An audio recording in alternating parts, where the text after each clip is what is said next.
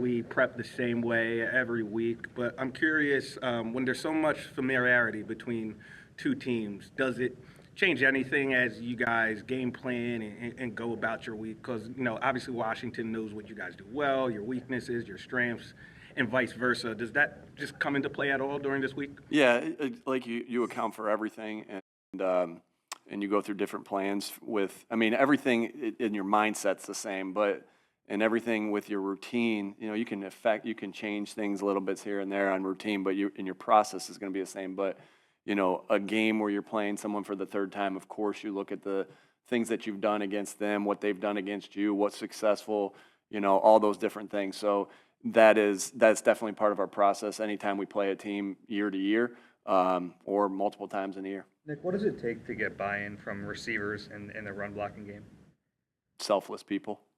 Yeah, and I think that's exactly what we have there. I think that's the biggest part of it is loving your teammates, selflessness, and we've had some very big time blocks down the field by our receivers to create some of those huge runs. Receivers have a unique ability to change a run from when it gets through the line of scrimmage and everybody does their job on the line of scrimmage.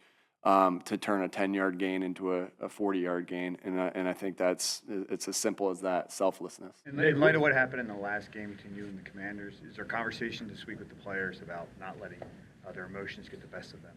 Yeah, we had a couple penalties there last time. We've addressed that, and I think we talked about that the week it happened, right? And we've done a good job since then, and we're on that path of controlling ourselves and celebrating with each other. And, we've been doing a good job of that since then. Nick, what's the moment like when you can see that Saquon's about to spring one, like he's just kind of getting into the clear for you, for the sideline? What's that instant like? Probably the same as it is for you and the fans and everybody. You can kind of, it's pretty awesome. Because he's so elusive in the open field, and so you get excited, and we don't hide our emotion on the sideline. You see us kind of jumping around, having fun there too. So an exciting moment anytime he breaks one, and I think the coolest thing about it is that it takes everybody, right? It takes everybody, and that it takes everybody, and when you get in the end zone or he breaks a big long run like that, you can't wait to congratulate not just him, but the other guys that made that happen. How early? Can I just follow up? How early in the play can you tell that he's gone? Yeah, I don't know. I don't know. I guess I don't really think about that like that. But I know that once he does break through, there's opportunity for a huge play. I've never been somebody that puts my hands up early before like the ball is complete or something. If you got a shot open and the ball's going to complete, you don't ever. I don't think that way, I guess to say. So because I think even what I do, I think I do this every time, is when he does get a big one.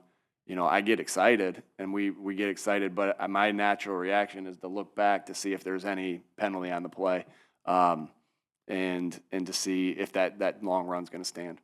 Is Brandon Graham close to returning? I have no update on Brandon, but he's been awesome, and he's been here and just helped leading the team. I love him. What makes you go walkthru today? Just what I felt was best for the team today. How is Jalen doing today? Yeah, he'll be out there and walk through. So as an offensive guy, Nick, what stands? He'll be out at walkthrough What as well. What stands out about Jayden Daniels as a rookie quarterback that maybe you as a coach don't see that often? Yeah, I think he's able to do win different ways. He can win with his arm.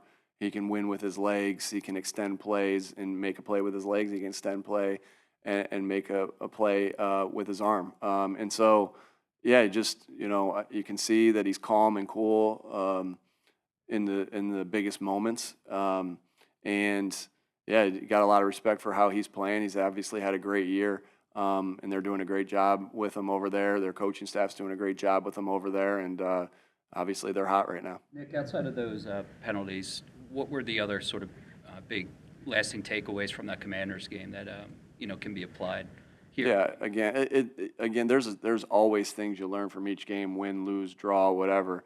And so we made our corrections after that game to get better from it. We made our notes after that game. I'm not going to probably sit up here and tell you all the things that we plan to do or what we expect or anything like that. I know they'll have new things for us. We'll have new things for them, and it's going to be a good matchup. Nick, to sort of follow up on the Daniels question, how big a benefit is it to have seen him live twice versus maybe a team like the Lions who hadn't seen him live at all?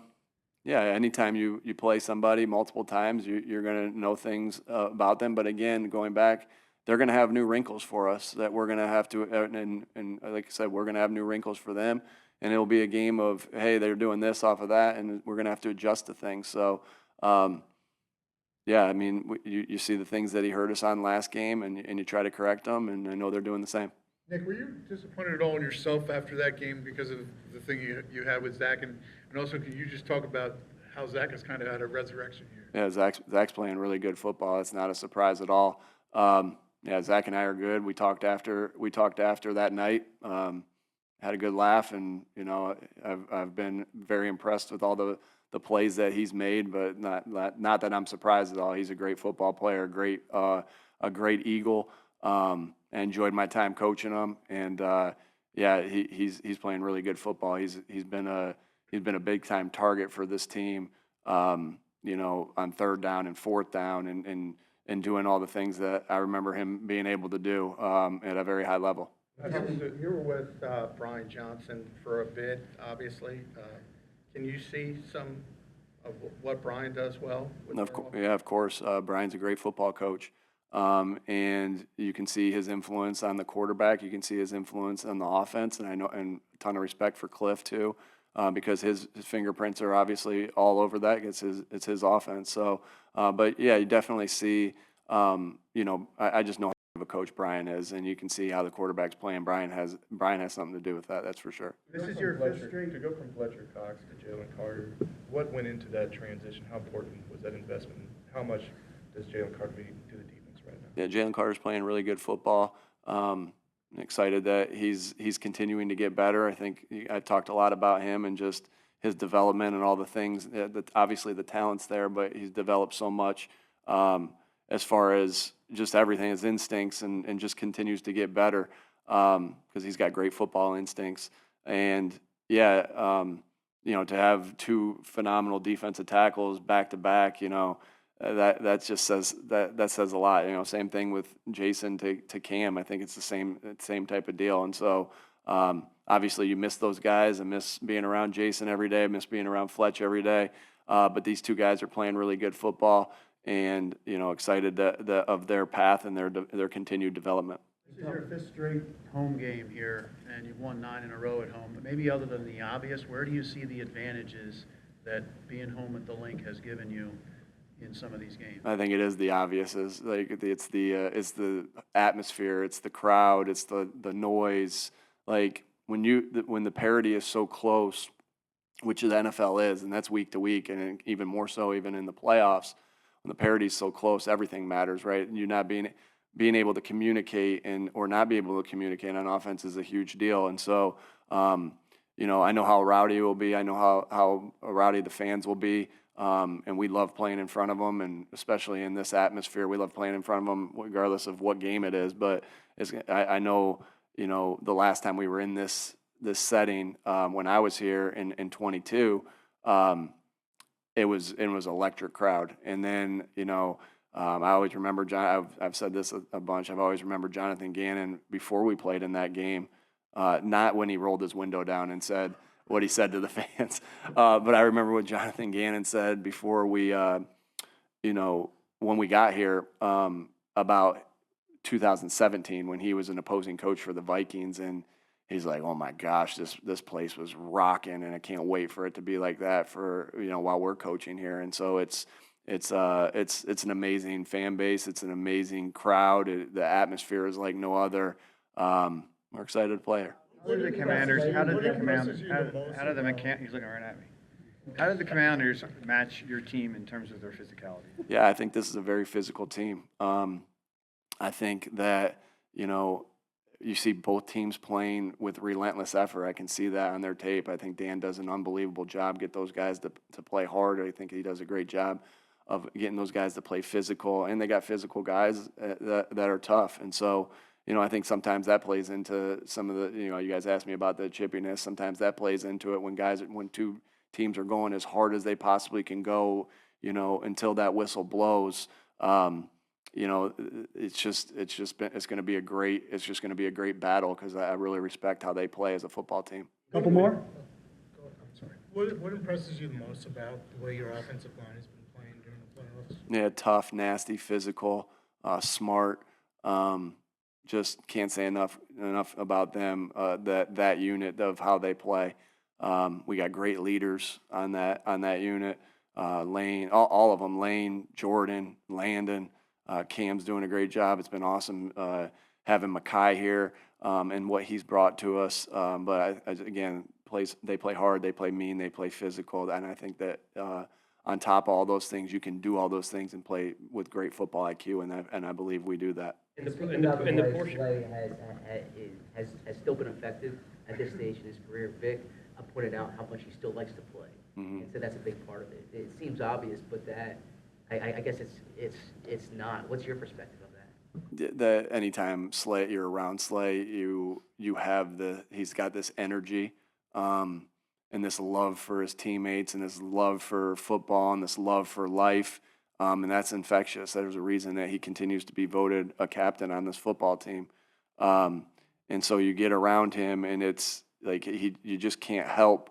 He can't help himself of. His love for this, for his teammates. And I mean, anytime you talk to Slay, you're talking about his teammates and just football and just everything. So that's infectious. And, you love having guys like that. We got a lot of guys like that here. And Slay is definitely at the top of the list there of, just bringing that positive energy every single day, regardless of the circumstances, because there's something to it. It's a long season. There's something to that. And he's a phenomenal leader, phenomenal player.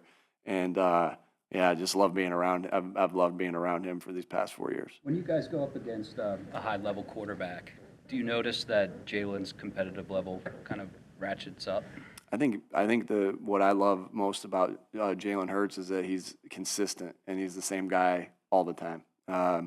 And he, no matter who we're playing, when we're playing, practice, game, he's consistent. He's the same guy. He loves football. He loves the process that it takes. He loves the weight room.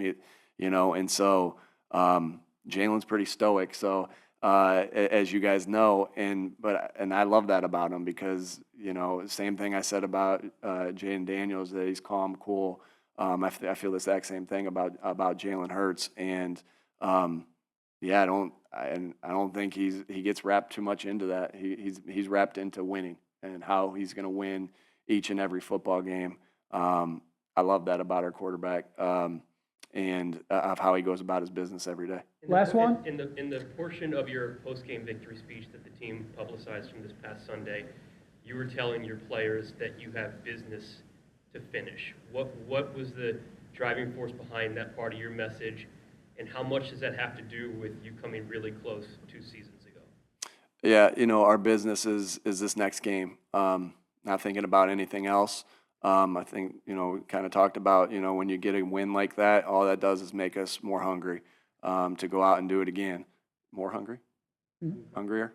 Hungrier. Both are acceptable? Okay.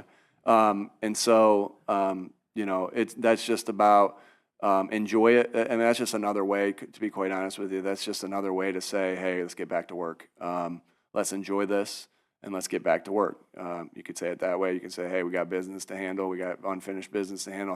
But we know that the work that you put in through the week is what preps you for the games. None of us just show up at the game and expect results. You expect the results and to play to your standard based off of how you go about your week. And that's just really another way of saying that. All right. Thanks, folks.